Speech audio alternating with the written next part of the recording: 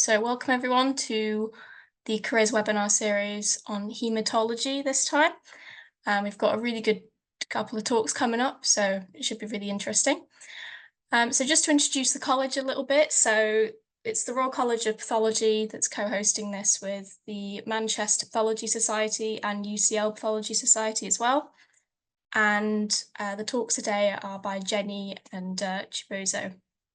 Okay. Speakers. So about the RC Path, it represents a number of different pathology specialties, and we've been hosting talks like this throughout the year as well. There are recordings of the previous talks on the YouTube, so take a look at that, and more information about future talks can be found on the careers page as well. And to just talk a little bit about Manchester Pathology Society, so we're a student society. We've been running for about a year now. I've been chairing that as well. And we've been very excited to start this project with the Royal College this year. It's been really, really good so far. So I'll just pass on to Zainab.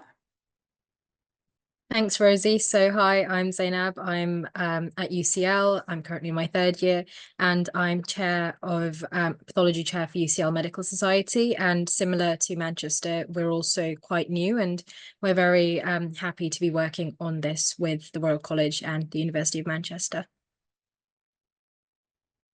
Okay, thank you. And again, if anyone has any questions throughout the talks, just put them in the Q&A and we'll go through them all at the end. So leading on from that, I'll pass on to Jenny for the first talk. Right, so hopefully you can see that screen. Yeah, okay, so first of all, I just wanted to introduce the idea of hematology to you guys, because I'm not sure if you get that much exposure when you're at medical school, but I think that this slide sort of shows what people think hematologists do. I think that we look down the microscope all day and you have to learn this complex pathway of how cells divide and mature, and that you've got to learn the clotting cascade, and that's all very difficult, and that we dose warfarin all the time, and there's some complex things about blood groups that no one really understands. And the coffin is there to represent the many jokes about hematologists and how people seem to think that, or previously thought that our patients had a poor prognosis and they were very sick, and if ever they had to look after them at night when they were in a sort of district general hospital, it was always a very scary time. But I'm here to try and tell you a bit more about hematology and how I got to be a hematologist and why I think that it's a great career. So hematology in 2024 is a very different thing. So here's just a few snippets of the sort of updates in hematology recently. Living medicines promise to transform clinical trials. So we have these cellular therapies now in hematology, which can cure previously incurable cancers. And that little girl there on the right, base editing has revolutionized. Revolutionary base editing has cleared this girl's incurable cancer. We have the first approved gene therapies for hemophilia B, for sickle cell disease and transfusion-dependent thalassemia. And even in the world of anticoagulation, warfarin is no longer our only tool. In fact, we hardly ever use that anymore, and more targeted anticoagulation is what we use.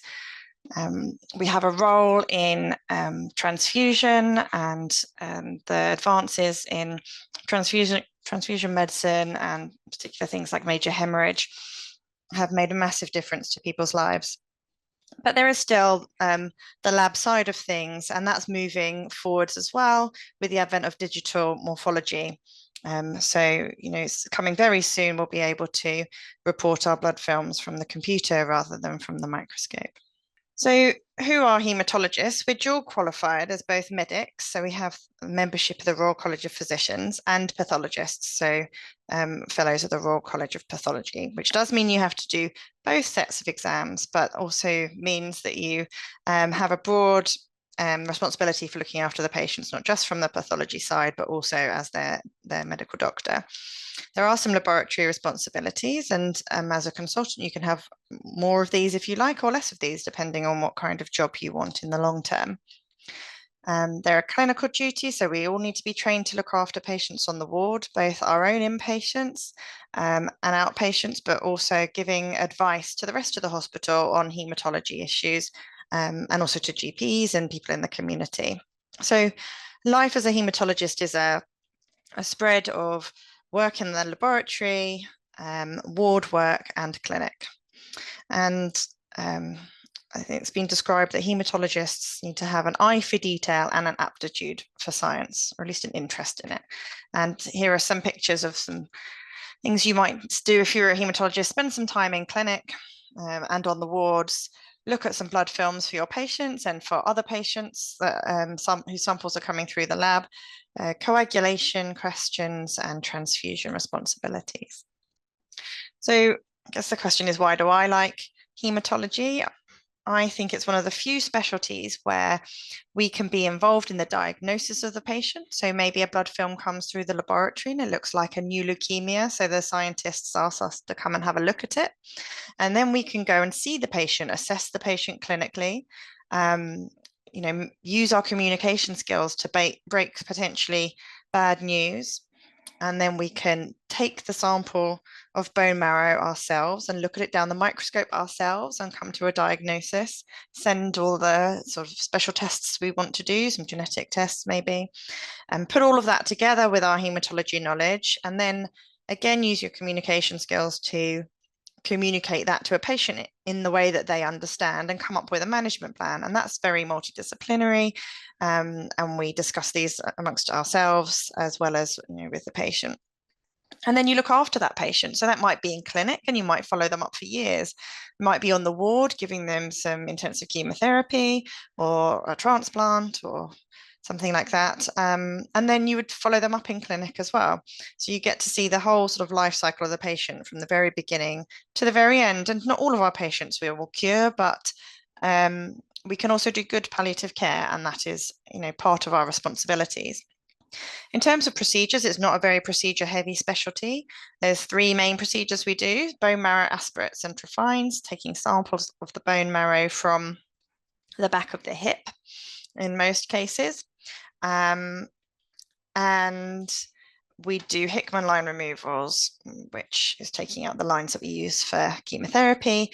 And we do intrathecal chemotherapy, which is putting chemotherapy into the fluid around the brain and spinal cord.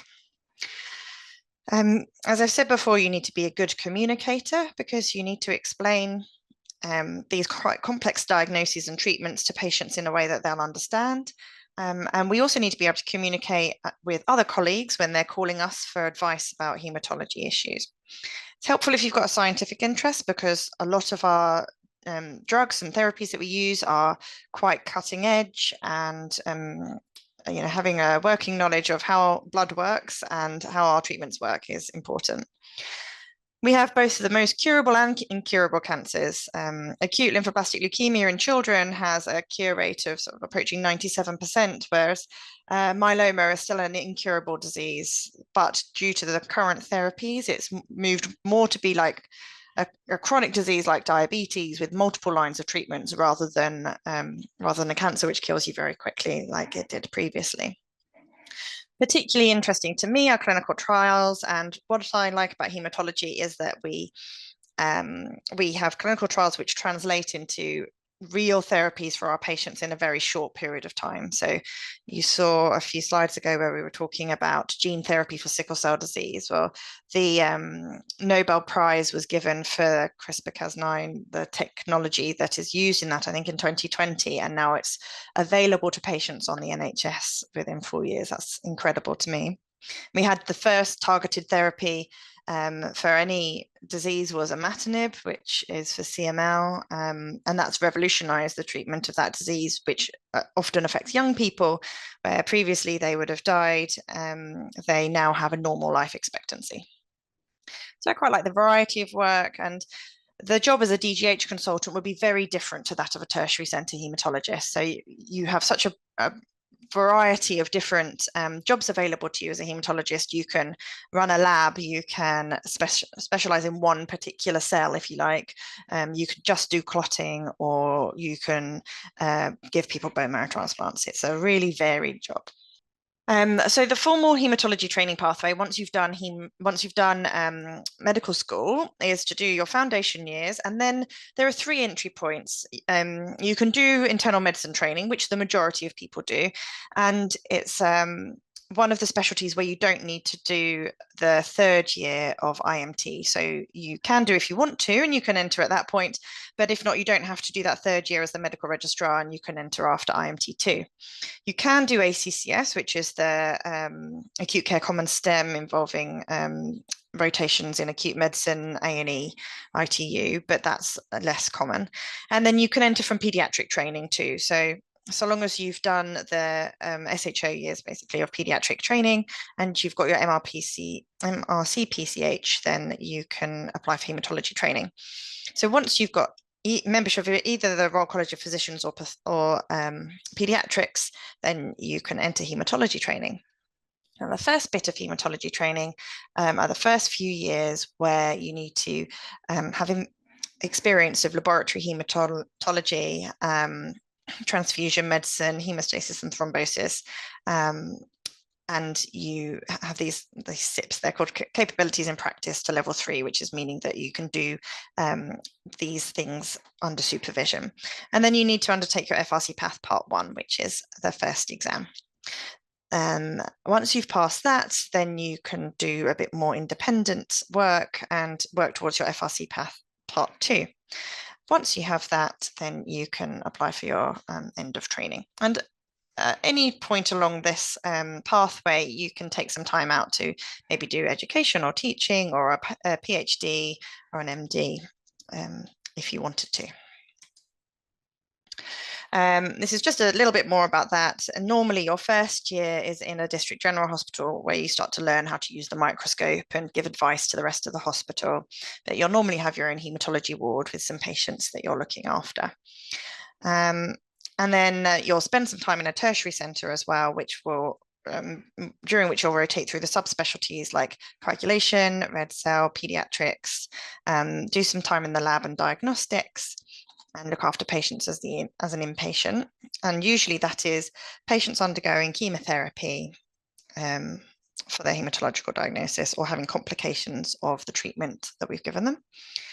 And then in the outpatients, you would look after people having chemotherapy in the day unit. You'd go and review patients in the emergency department. You'd prescribe the chemotherapy for the patients coming the following week, and you would do outpatient clinics.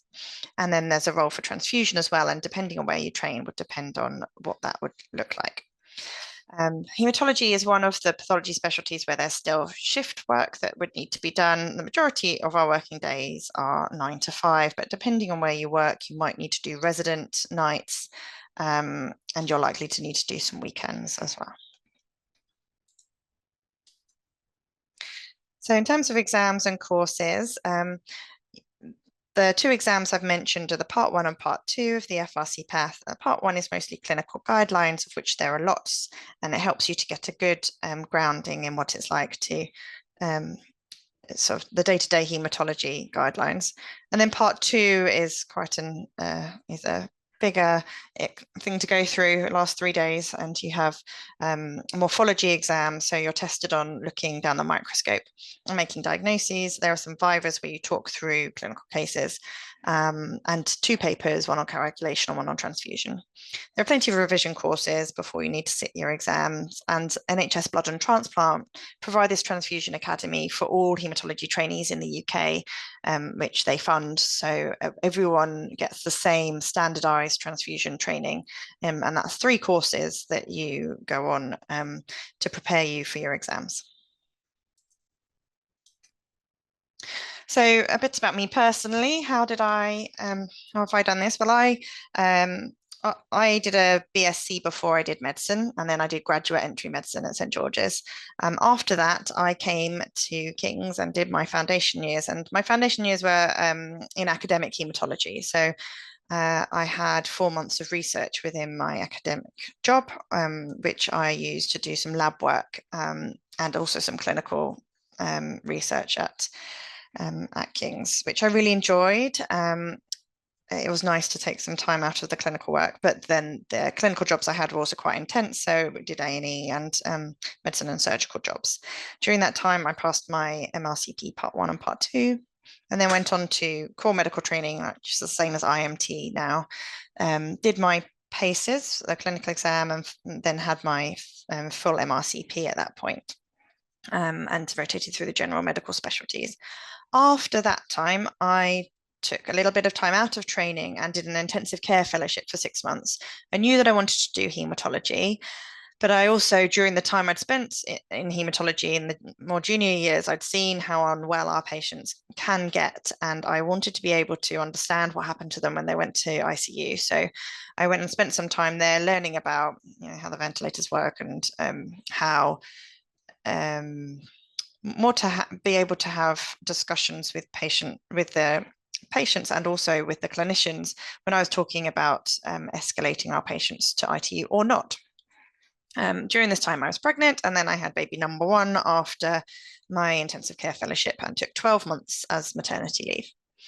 When I came back, I was a haematology registrar. I needed my ST3, or about 6 months my ST3, and then I had another baby and took 10 months of maternity leave. And then when I came back, I had a year at a district general hospital working 80%. This was in September, October of 2019. So I was only there a couple of months before COVID. And during that time, because I had worked in intensive care previously, I was redeployed as a respiratory registrar to the HDU, which I'll talk a little bit more about in a minute.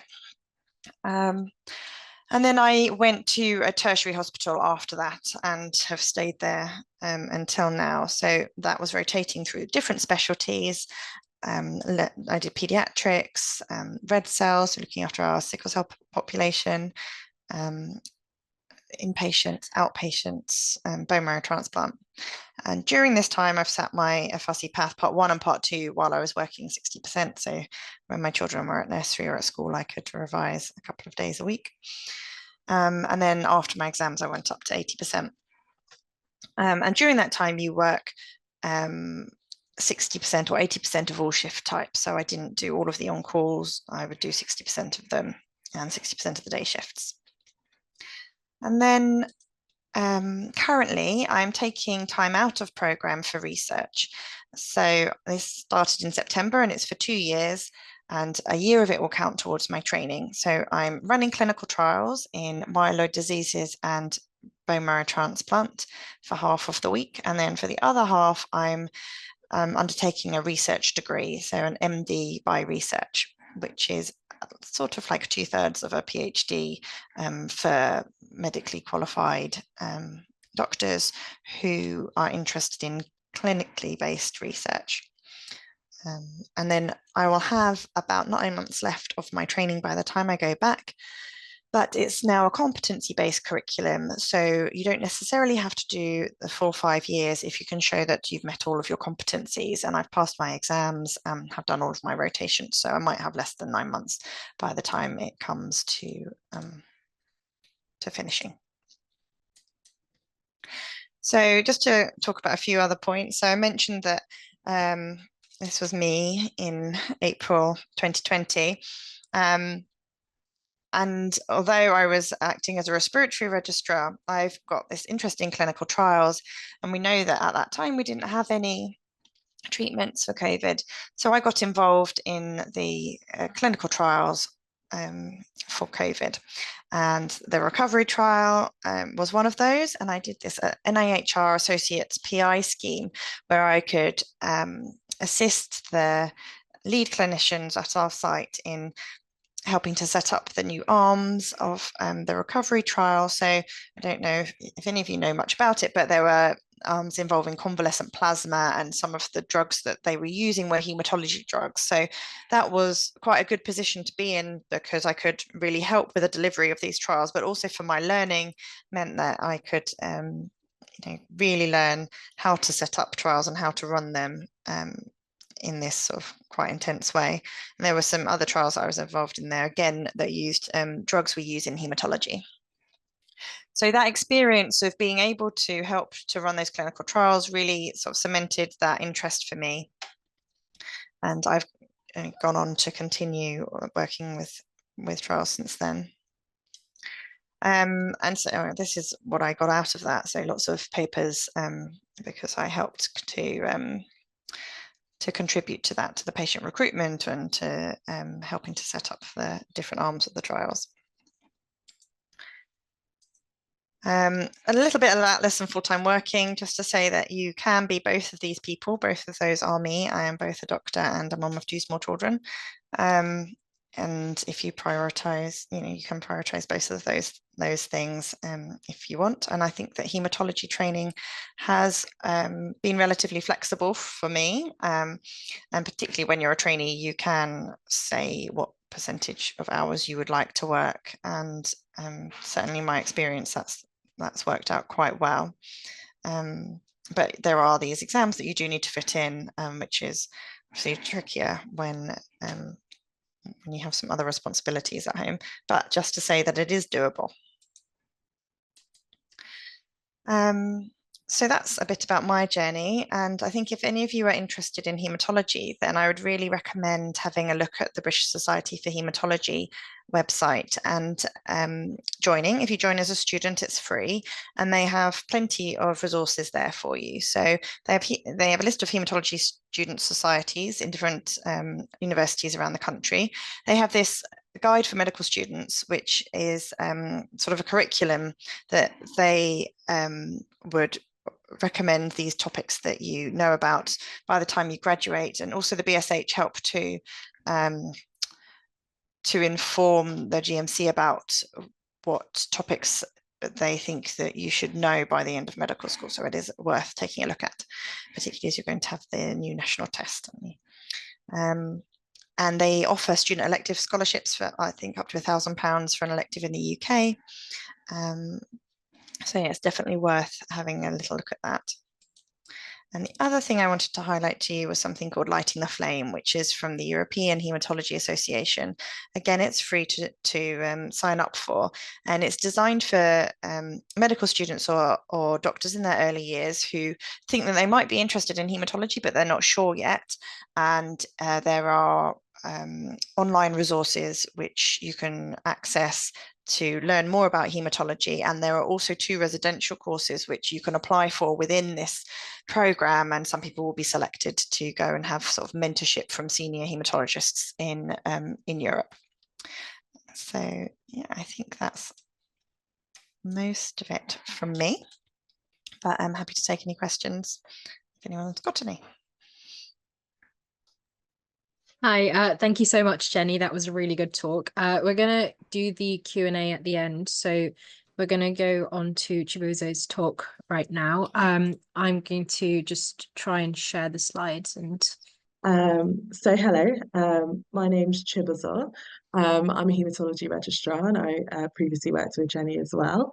And I'm going to talk to you, I guess, a bit about my pathway into haematology. So I was a haematology trainee, or I still am a haematology trainee, but I took some time out of training to do a PhD. So I'm going to talk to you about how I got to where I am at the moment. So in my opinion, I think I had a reasonably straightforward pathway into haematology. So that's pictured the cruciform building, and that's where I spent a lot of time. I was at UCL at medical school. And through medical school, before medical school, I always knew I wanted to be a doctor. So that was always really clear to me. And through medical school, I became really aware that I just wanted to do medicine or something medical rather than anything surgical. So that was clear. But as we rotated through the various different specialties in 3rd and 4th year of medical school, I kind of crossed them off for various reasons that I didn't think that would be for me. And then I had my haematology placement, and I remember this, it was in 4th year, and we had a really excellent haematologist teaching us, and you could see how well he knew his patients because he looked after people with chronic haematological conditions. And I felt inspired that maybe this was something that I wanted to do, but I wasn't sure. So I sort of put it in the sort of maybe category to consider later. By the time I got to graduation, I sort of had in my head that maybe I wanted to do something infection related. So in the School of Pathology, but not hematology. So I was thinking maybe ID microvirology, something like that. And when I went to choose my foundation placements, I kind of chose them with that in mind. But I still wasn't really sure. And I guess my advice would be it's good to be open-minded. So after my two foundation years, I took an F3 year, which is, I guess, quite popular now. And during that time, I did the diploma of tropical medicine and hygiene because I thought that's something I wanted to pursue. But alongside that, and it was kind of a weekly course that I did. So I'd check in every week and we'd have some FaceTime every week. But alongside that, I did a job as a clinical fellow in oncology and hematology. So that's when I really started to develop a strong interest for hematology and really thought this was something that I wanted to do. And I can recall being really inquisitive about that time about what I wanted to do and asking lots of people about what they enjoyed about their job. And I specifically remember in hematology, one of the registrars I was working with was so keen to take me down to the lab to have a look at the blood films of the patients we were looking after. And like her genuine interest really spoke volumes to me, and it made me think she really likes what she does. Maybe I'd really like it too if I did that.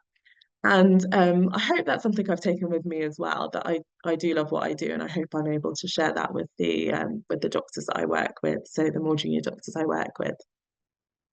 So after I left that job, I started core medical training. And I didn't have a hematology placement as part of my core medical training because at that time I was actually not able to choose all the jobs that I had. And I found CMC quite tricky. It was quite difficult because I felt I was moving through lots of different jobs at pace, really finding it a bit difficult to find my feet. So at that point, I kind of took a stop and had a real think about what I wanted to do with my career. Could you change the slide, please? Great. Yeah. So I'm not quite sure how I heard about it. And I don't know if it was through an email that was sent in one of the jobs I was in, but I heard about Health Education England offering careers advice to trainees. So I looked into this, and I think they still offer it. So this was in 2017-18, but I looked and it's still on offer now for trainees. And I had this in-person session with someone from the unit, and then I had another few sessions, I think, via Skype. We spoke about my skills, my interests, my personality, kind of what would work for me. And we really honed in on hematology as being an option. And I found it really useful just to have someone who was completely objective, who didn't necessarily know me or know, but really kind of objectively helped me to prioritize what I wanted in a career and help me make a decision about what I wanted to do. And actually, in preparation for this talk, I looked back on the emails that we had and the correspondence we had and what I thought would be really what I wanted in a career at that time. And actually, it really matches up to what I want now. So that's kind of good to know. So after that, I was really assured that I wanted to do hematology. And I did a taster week during my CMT time as well, because as I mentioned, I didn't have a hematology job itself, even though I had already done a few months of hematology during my F3 year. And I applied and I was successful in getting a job in hematology training in South London and KSS, which is Kent, Surrey, Sussex. And through that job, I went to Canterbury and then King's, and most recently, my training job was in Brighton. So it's quite a big catchment area, but it was quite good to be in these different places which had different populations and different styles. So I definitely think that my hematology knowledge benefited from being in these different sites. Next slide, please. Okay, so this one comes up, I think. So my role in hematology, I think you might have to click around to get all the pictures coming up. Thank you. There we go. So hematology is quite a broad topic, I think, and maybe every specialty would say the same about their own. But as a hematology reg, when I started, I was nervous. I remember being very nervous, but it was very friendly, very welcoming, and I kind of found my feet, I hope, quite quickly. But the role included kind of doing ward rounds, whether that's doing my own ward rounds or being part of a consultant-led ward round, having discussions with other teams about patients, abnormal results, discussing with GPs about abnormal results. We would review new admissions and also reviewing blood films and bone marrow biopsies, kind of working my way up to bone marrow biopsies and clinic attendance and MDT involvement as well. As Jenny mentioned, there are some practical skills involved too. And if I'm honest, I was quite nervous about doing these practical skills because one of the things that I ticked that I wasn't so interested in was practical skills. And I thought hematology would be a way to avoid that. But with hindsight, I've actually quite enjoyed some of these skills. And there is something really satisfying about being able to do a bone marrow for a patient and for it to be okay for them and them to have this initial fear about the tests and about the results, but for you to be able to have that time with them and settle them down. Similarly with doing lumbar punctures as well. And Hickman line removals, I find them quite calming. And there's this time that we have to chat to a patient during a procedure in a way that perhaps you don't really have when you're kind of rushing through other encounters with them. So I have actually quite enjoyed the practical side of the job too. And as this slide shows, it's a pretty varied specialty. So these are some of the broad areas of hematology that people can go into. And it depends where you work as to how whether you would do all of these. So some places I've worked, kind of the consultants will perhaps have one area of interest, but look after patients from all of these different areas. And in other places, it's divided even further than these divisions I've shown here. So